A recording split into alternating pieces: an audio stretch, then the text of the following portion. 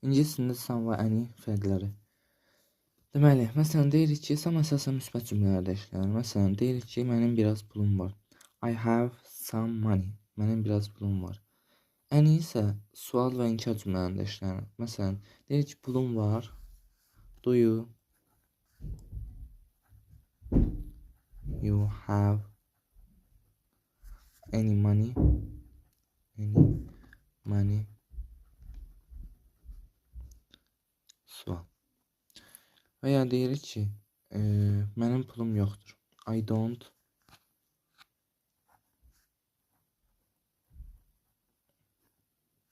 any money. Mənim pulum yoxdur. Qısaca müsbət cümlələrdə some işlənir. Mənfi və ya inkar yəni və sual cümlələrində isə any işlənir. Because və so səbəb və nəticə üçündür, amma yerləri fərqlidir. Məsələn, because səbəb deyərkən işlənir. Deyirik ki, yorğun olduğum üçün evdə qaldım. I stayed, mən qaldım.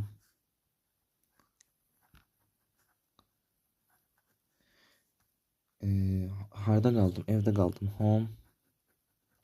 Nə üçün qaldım? Because I was tired. Mən yorğun idim.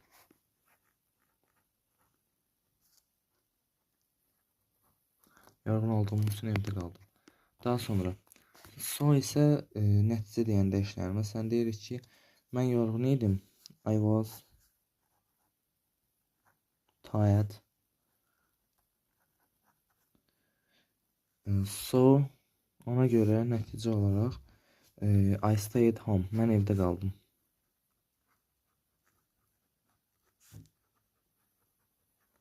Bu qədər. Qısaca because səbəb bildirir, so isə nəticə.